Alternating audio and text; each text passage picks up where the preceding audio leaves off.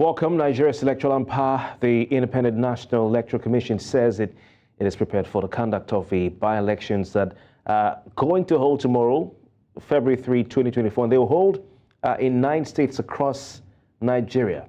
Now, these elections are the result of the resignation or demise of members of the National Assembly and the State Houses of Assembly, and they were declared vacant. Those seats were declared vacant by the respective legislative bodies. We're talking about the Senate President, that's the heads of the various legislative bodies, the Senate President, the Speaker of the House of Representatives, and the speakers of the affected state houses of assembly. The vacancies occurred across 2 senatorial districts, also across 4 federal constituencies and 3 state constituencies. And these are spanning 9 states of the Federation.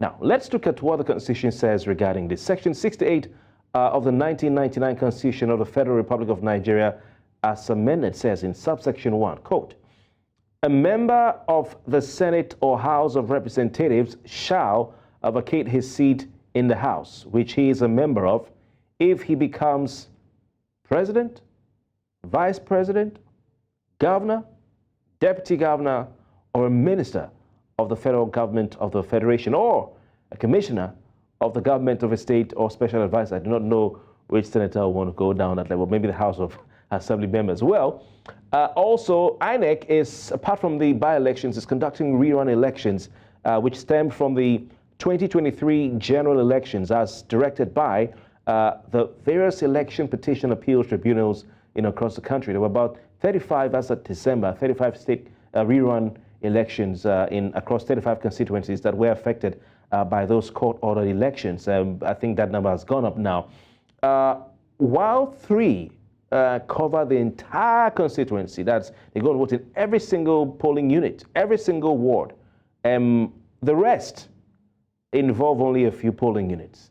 And of course, we have the major contenders as far as these elections are concerned. Let's look at the constituencies involved. We have the Ibraheem South Senatorial District. And INEC declared the Ibraheem South Senatorial seat vacant following the resignation of the immediate past governor of that state, David Umahi, of the All Progressives Congress. He resigned his position in the Senate to take up his appointment as Minister for Works in President Bola Tinubu's cabinet. You have parties who are vying in that election, including the All Progressives Congress, APC, the People's Democratic Party, PDP, we have the All Progressives Grand Alliance, APGA, Labour Party, among others. Let's move to the next one. After the Ebonyi State constituency, we have Yobe East Senatorial District.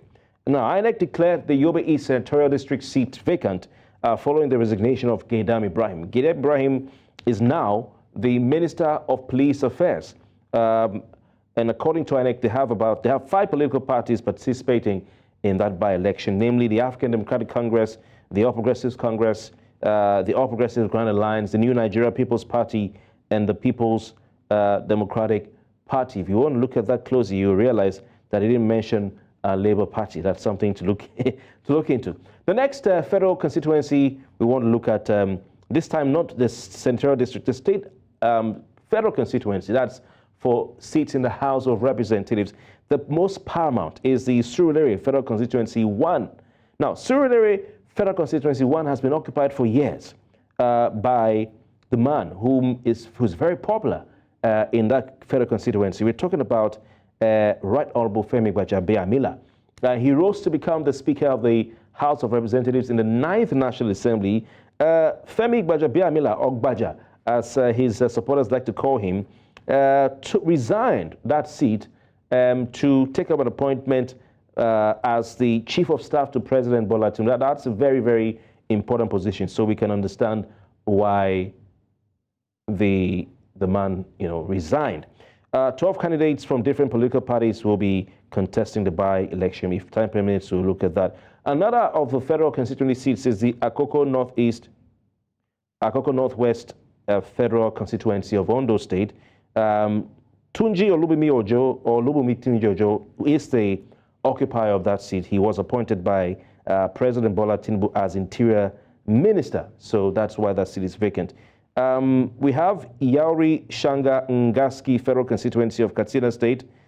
Tanko Sununu was appointed Minister of State for Education. That's why that seat is vacant. And finally, amongst the federal seats that are up for grabs as far as by-elections are concerned, we have Jalingo Yoro Zing, Federal Constituency of Taraba State. That seat became vacant following the death of Honorable Ismaila Meihanchi in April 2023. Now, he died before his inauguration in the 10th National Assembly, and he died on Saturday, April 22, 2023, after he received his certificate of return from INEC. Now, apart from these by-elections, we have rerun elections. Okay, so we've not talked about everything yet. I want to introduce our guest tonight. Ibraheem Shittu is the APC candidate for Saki West constituency in Oyo State as far as the House of Assembly is concerned. Honorable, you're welcome. Also joining us is Bukola Idowu, team lead of Kimpact Development Initiative, joining us from South Africa. Gentlemen, thank you so very kindly for your time. Yeah, good evening. Thank you. My name is Honorable Shittu Ibraheem, APC candidate for a run election coming up on Saturday. Yes. I think we already said that, except we got something. Honorable, I'm sure you're aware that we are walking on eggshells here because you're standing in that election on Saturday. And if I'm not mistaken, I don't know whether campaigns are still on. So we'll try to be as careful as possible. And we're glad you could join us tonight. INEC says it is ready for those elections.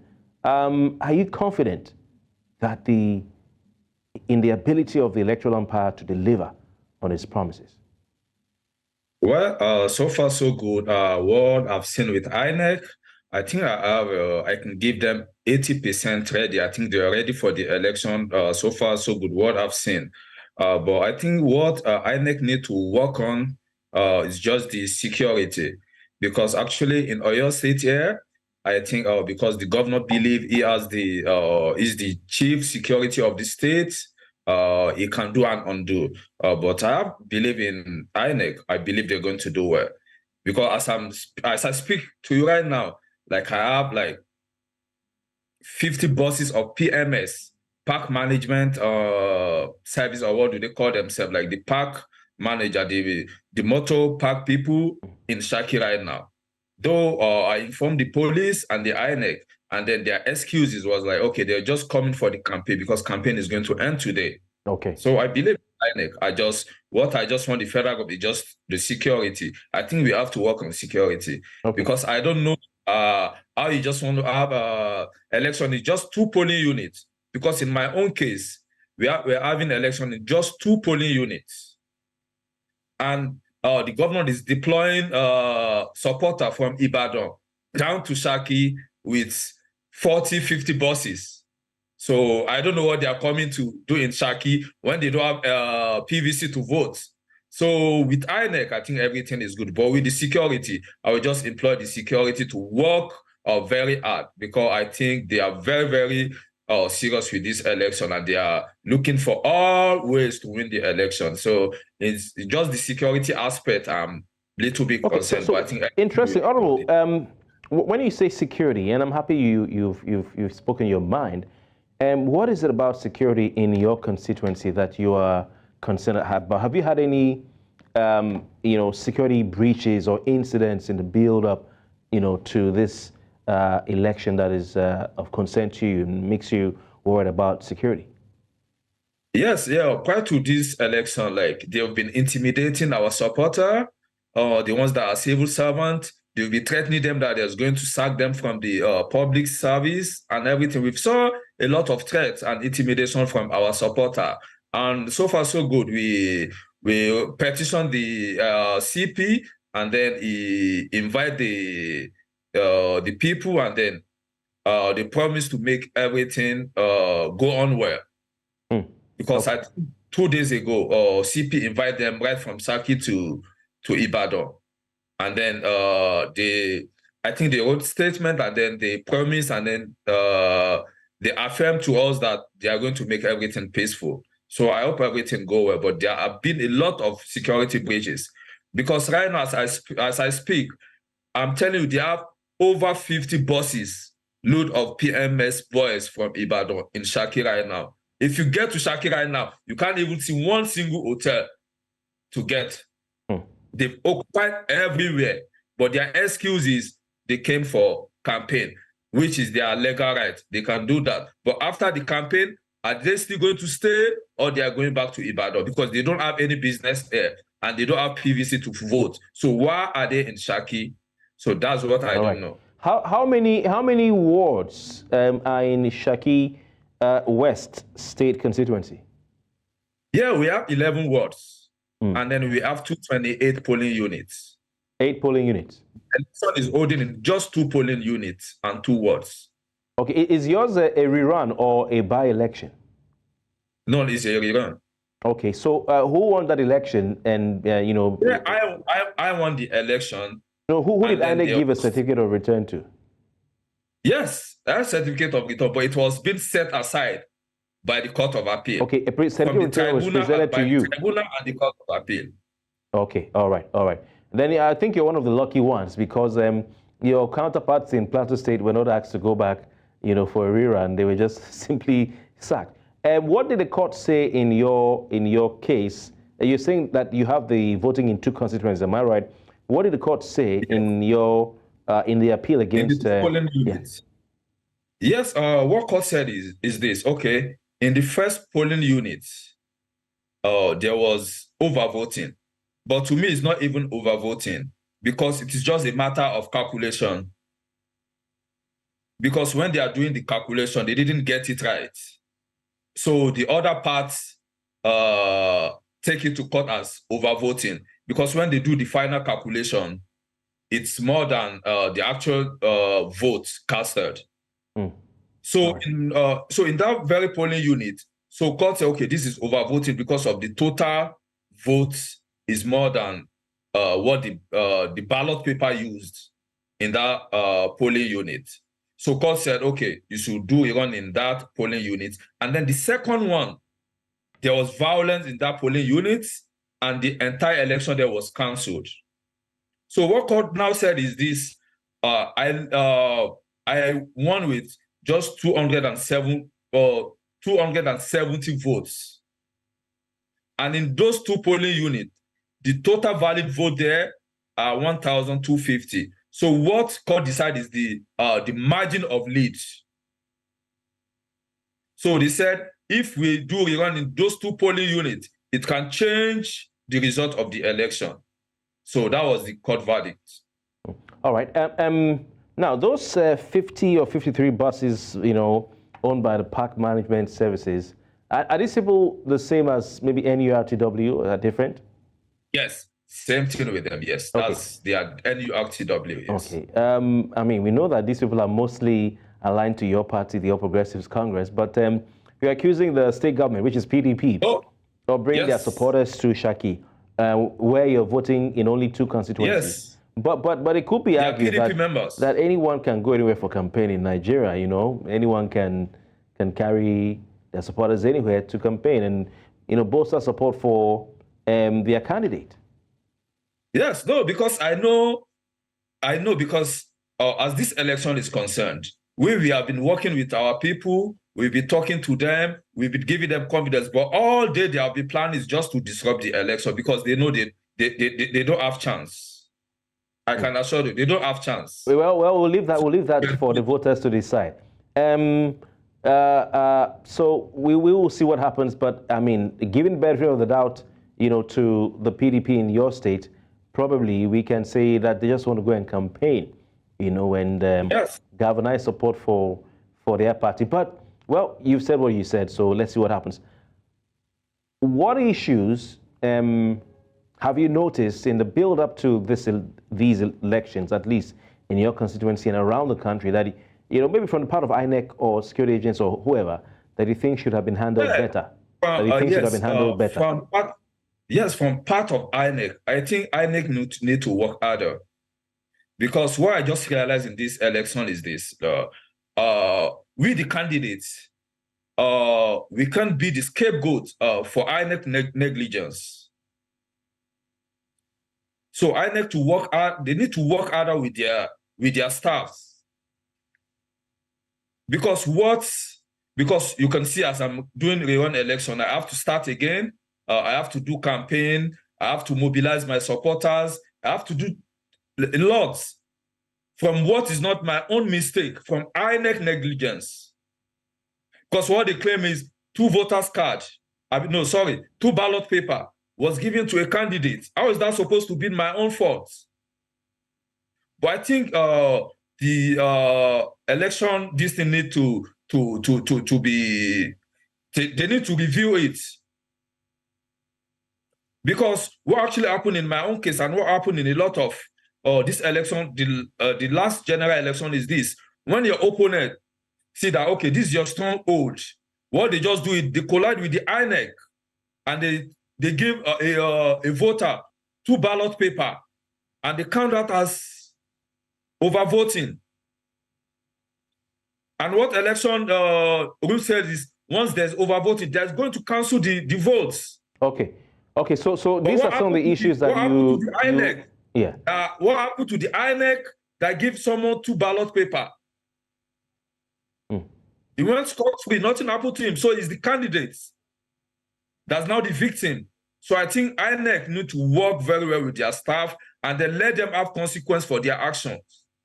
Okay, so if you go to a polling unit, if you go to a polling unit and there's overvoting, you have to come out and tell us how the overvoting happened. You can't just go scot-free and they cancel the election and that's affecting the candidates. That's not fair enough. Okay, this issue of overvoting is quite important because it didn't just happen in your, in your case. Even with the Osun State, election, it also happened as well. That's one of the major ones that we had, the issue of overvoting before the general elections of last year. So you're saying that what do you think INEC needs to look at and needs to work on? One of the things they should work on is ensuring that their staff handle the situation well so we don't have overvoting. Do you suspect that maybe some of the candidates or some of the parties can use that as a strategy to scuttle elections or scatter elections, let me say, in a polling unit where they feel they may be losing? Their opponent is their stronghold. Yes, that's what they do. So I need to work on that. Any staff that is polling unit, there's overvoting, has to be queried. How does it happen? Because it is INEC material. All right. Okay. Some people say that, elections are marred by politicians. Like politicians are the ones who, mar elections and bring all sorts of, bad image to elections in Nigeria. What do you think about this? I don't believe that. Because I think it's because they find their way. If they think they won't find their way with INEC, they work harder to win election, not to just find a backdoor to win election. So I don't believe in that. All right. Quite interesting. Do you sense that voters, excuse me, across, your constituency are geared up to vote? As you've gone out, what's the sense of preparedness and anticipation amongst the voters? Are they really showing that they know that there's an election around the corner, just like it was during the main election last year? Yes, everyone knows, and then they're ready. I just believe what they're here to do is just to intimidate and then scare them away so they won't come out and vote. But we are letting them know that, oh, this is your town. You decide what happened. So that's why I'm begging the security agency to come out and then make sure that everything is peaceful. That's what I'm advocating.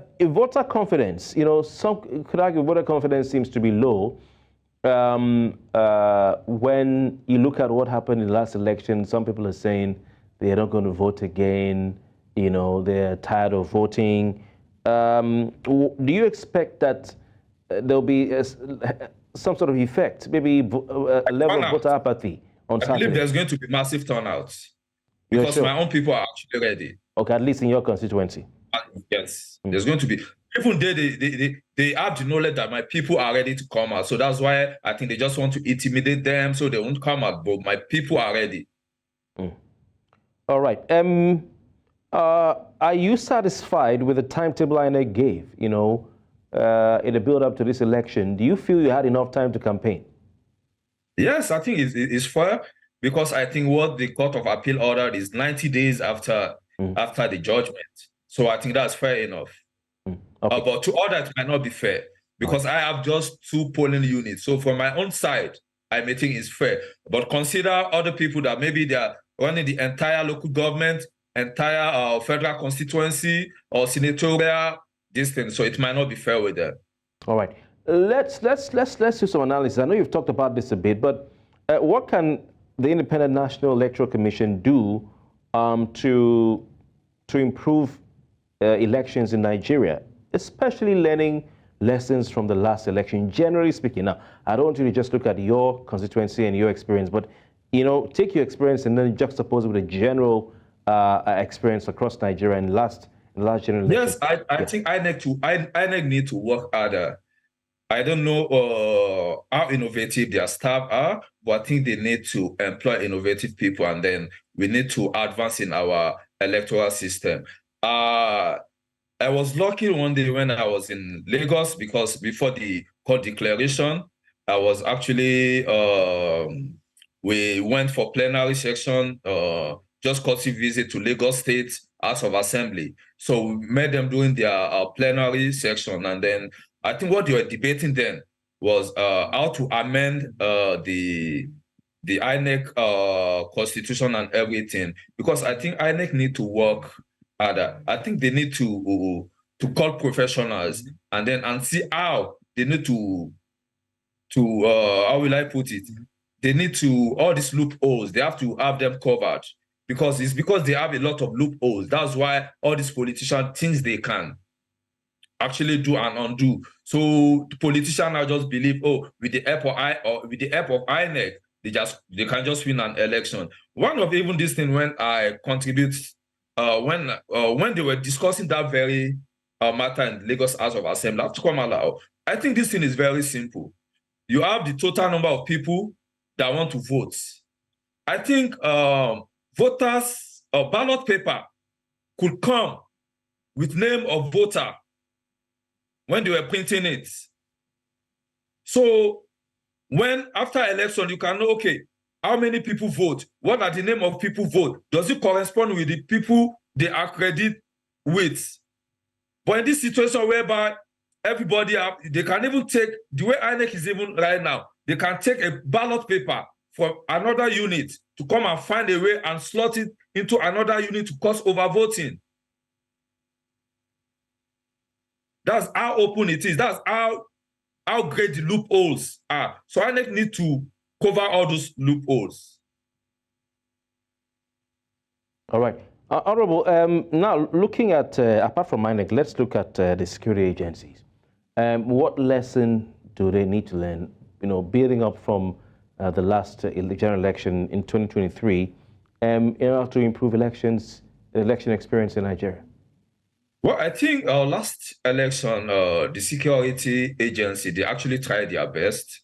I don't know from other places, from my own constituency and then Oyo State as a whole, they actually try. I don't think there's any breach of peace in Oyo State during last election. And then in Nigeria, overall, I think they've done so well compared to the number of police or the personnel they have in the service with the Nigeria population that are voting. I think they try their best. What they just need, I think they need to employ more police, because if you look at the last year election, I think it's just like 1 or 2 policemen in one polling unit, where we have like 750 up to 1,000 voters in a polling unit. I think if there's a crisis, there's limit to what they can do. So I think they have to employ more personnel, and then they have to deploy more personnel during election. Yeah. All right. But so far so good. I can read them above average during the last year election. Yeah. All right. Honorable Ibraheem Shittu, APC candidate for the Saki West State Constituency elections in Oyo State. Thank you very much for joining us. And of course, we look forward to having you again. Wish you a peaceful election. Yeah. Thank you, Kofi. Thank you so much. Have a lovely day. Thank you. Pleasure. Welcome back. Ezenwa Nwagu is Chairman Partners for Electoral Reform, and he joins us via video link from Abuja. Mr. Nwagu, good evening to you. Thank you so very kindly for your time tonight. Good evening. Thank you for having me. All right. What's your assessment of the preparedness? The Independent National Electoral Commission says they are prepared for the rerun election and by-elections holding across 9 states of the Federation. Are you confident in that statement? Well, I always think that election being what it is a sociological enterprise. So you can't talk with that sense of finality. I would prefer to say that they are preparing, but I won't say that they are prepared. Preparing because the timelines that they put out, I think that they have followed it very conscientious. But as you know, there are a lot of other things that come in the mix when you talk about elections. And my sense always is to say that because it's a stakeholder process, there are other people whose role or in action or inaction will impact positively or negatively on outcomes for Saturday. And that will mean that the Independent National Electoral Commission, being the one that sits at the topmost pyramid of the election stakeholders, has a lot to do. But like I said, theirs is very simple. They have to bring the ballot boxes. They have to ensure that all the materials are in place. And you know, the INEC chairman just a few days ago visited the NAF, the Air Force, to seek for collaboration in lifting election materials to places that are far-flung and hard to reach. And those collaborations are predicated on the Section 27 of the Electoral Act, which mandates them to seek those kind of collaboration with security agencies if the need arises. So the politicians and their political parties, often we over-respect them and we don't put their legs on the fire. So they are comfortable when election is happening because all the satellite is beamed on the election management board. But the role of the politicians and their candidates and their party is also important in determining whether you have free, fair, credible elections. And then, of course, from what you discussed with our friend from Saki, the security agencies will need, especially now, to create the enabling peaceful condition for these elections to hold. With the state of insecurity as we know it, and the challenges that arise from it, it will be important that the police, the security agencies, not the police, because also there is an interagency consultative committee on election security, which comprises almost all the security agencies, with the police playing the leading role. So they should work in concert and without being territorial to ensure that some of the infractions that can mar or affect the election does not arise.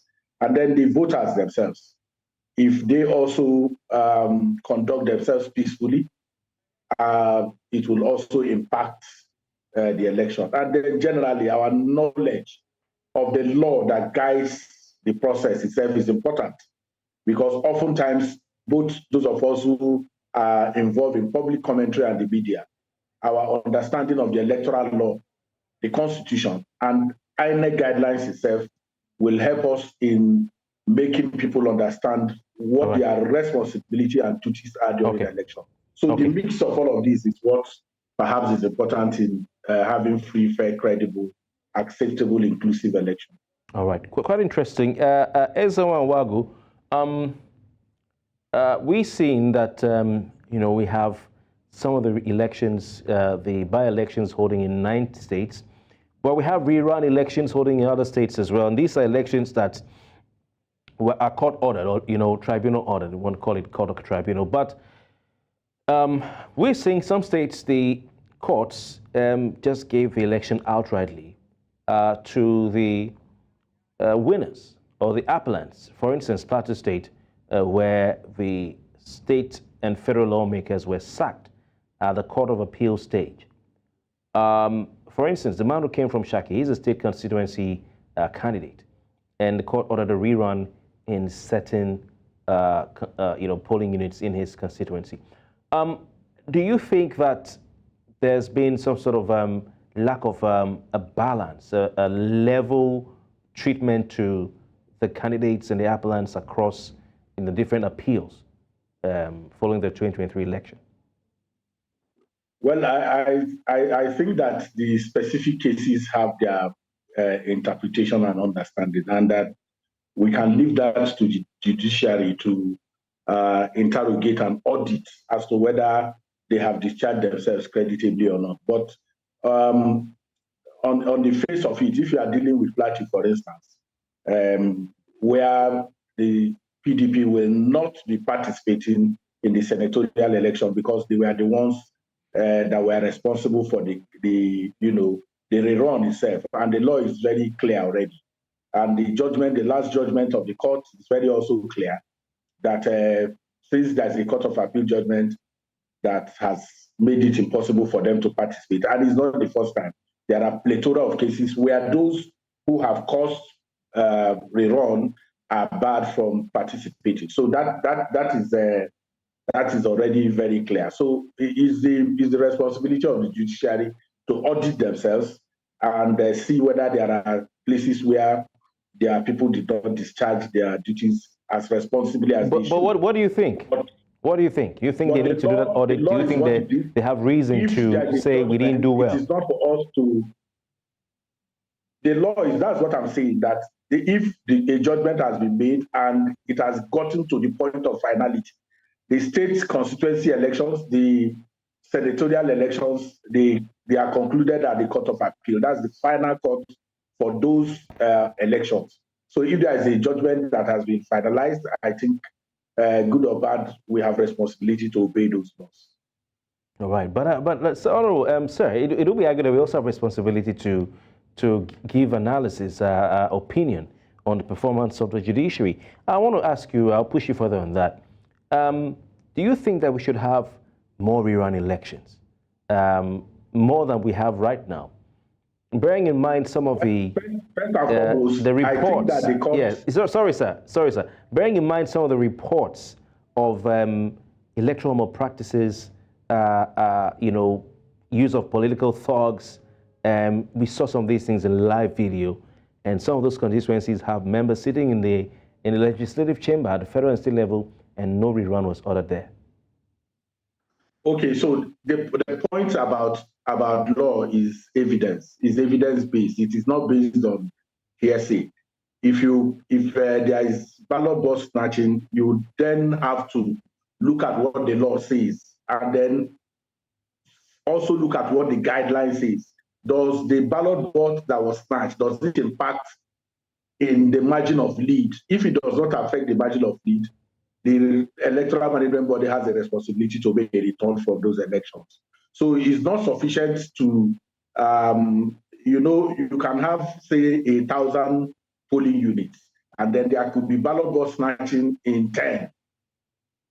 And 10 is not sufficient to annul that election. That's yeah, but you said, sir, that some of the seats, either at the state or federal legislative level, some parties who are responsible for electoral malpractices were barred from participating in this rerun, Mr. Nwagu. And the Electoral Act is clear. There are certain things you do that are crimes. And once you commit those crimes, you're not just liable to face penalties that may include, what you talked about, being barred from those elections, but also you are liable to do jail time, go to prison. So it's not just a case of there was ballot box snatching, but it was just in one unit and it wasn't enough to affect. We're talking about a commitment of crime, pure, plain, daylight crime. If you had not interrupted me, perhaps I would have concluded on that. You have your chance to do that now. The point that I'm making is that for legal oversight, there has to be scale. You have to talk about scale.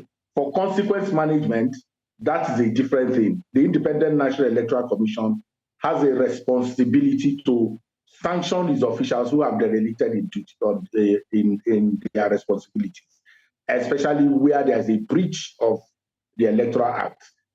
And as you know, the 2023 audit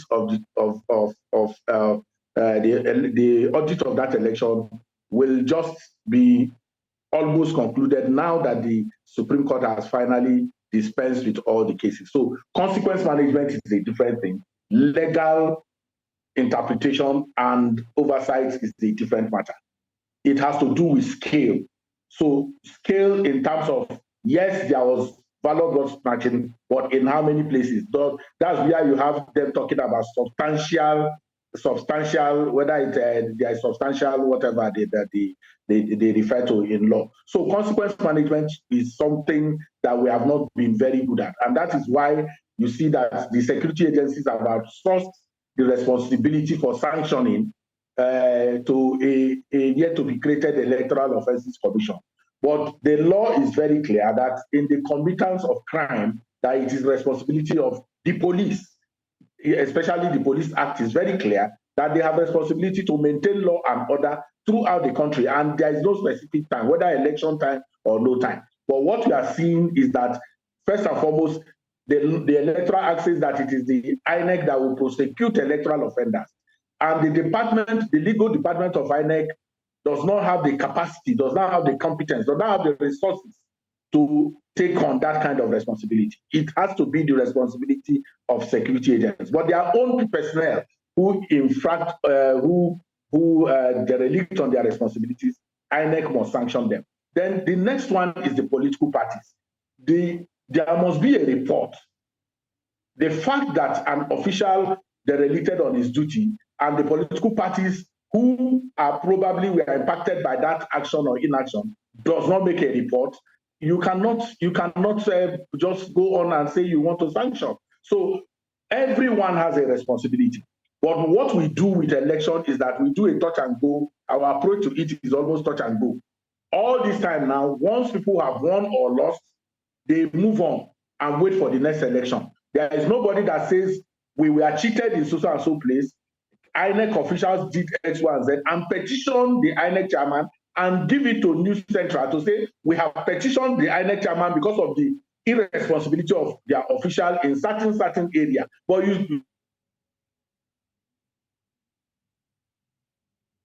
Mr. Wago, are you there, please? Okay, all right. We'll take a quick break. We'll try and see if we can get Mr. Wago back. Once he joins us back, we'll continue with the conversation. Please stay with us.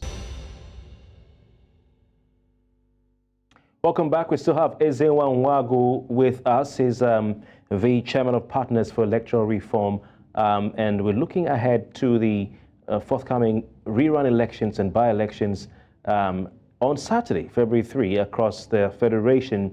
These are elections for, that's for instance, the by-elections are for seats in the respective legislative houses that were vacant due to the resignation or death of the occupants. And we reeled that out when we started.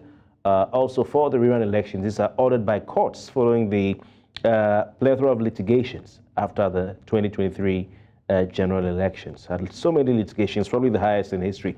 Ezenwa, I was asking you for your thoughts and whether you feel that we need to have probably, if things were equal, would have had more rerun elections, looking at the number of recorded cases of violence and electoral malpractices. But you talked about consequence management. You talked about evidence. You talked about incidents management, if I got you right. And so I'm trying to understand you. So please permit me to go to the Electoral Act and to look at Section 134 of the Electoral Act, which I believe you're familiar with, and which talks about the grounds for questioning an election, when it comes to election petitions. And subsection 1C or B says an election may be questioned on any of the following grounds. C says, B says, if the election was invalid by reason of corrupt practices or non-compliance with the provision of this act. So if you're talking about consequence management, Who does the burden fall on? You've talked about the police, you've talked about INEC, but at the end of the day, if there were more practices in certain places and nobody's held responsible, then who do we hold accountable? Still going back to what I talked about is that that section that you are putting, you have to prove in court. In court, it's not just that you don't just allege. When you say there is malpractices, there are conditions again that you need to fulfill for that section of the law to be used to invalidate an election. So you are talking about scale, okay? The scale of the occurrence that you talked about. So if you say overvoting, you have to prove overvoting. What is the condition? There is a trinity of conditions that needs to happen before you can prove overvoting. So it is not enough to allege. Once it goes to the judiciary, you then have to show that there was no substantial compliance with the Electoral Act. That's the point that I'm making. That yes, the Electoral Act says X, Y, Z, but once it now becomes for something that is for judicial interpretation, then there has to be evidence and proof. If we are agreed on that, then we can. Hello. Yeah. Okay, so well, some Nigerians are concerned from our interactions and observation of conversations around the country that now anyone can just say, okay, I'm going to break the law just to win the election and do my best to ensure that my candidate doesn't have proof, and therefore you win an election by breaking the law and showing lack of proof. And I think something needs to, we need to have further conversations on that. But you're right when you say you can't go to court without proving. He who alleges must prove. But finally, in 1 minute, please, are you comfortable with the trend of elected legislators picking up executive appointments and resigning those seats? No, absolutely no. They cost taxpayers money because we are, for instance, going to have to conduct election in Surulere, Federal Constituency, where the current chief of staff comes from. If you don't take time, the person who may be running that office may be a state legislator, and he will also create a valid vacancy in that state constituency. That's what we see. So we have to have a conversation that places some kind of situation in which we don't have to conduct reruns when people resign. It's either the second runner-up in that election takes over, or the party, the winning party, does something. We just absolutely have to think about it, because in the particular cases where you talk about now, it has consequential reruns that these resignations bring about, and is a hold on taxpayers' money. All right, Ezenwa Nwago, you've spoken so well and given us more clarity as far as these issues are concerned. Thank you so very kindly for your time. We hope to have you again. Chairman Partners for Electoral Reform. Thank you very much. I appreciate you. Thank you. And that's the size of our package this week. Yesterday, I said it was the size of our package this week, but today really is. Thank you so very kindly for your time. We're monitoring the elections, and I'm sure when we come back on Monday, we have a lot to talk about. Have a fantastic weekend. My name is Kofi Bartels. Good night.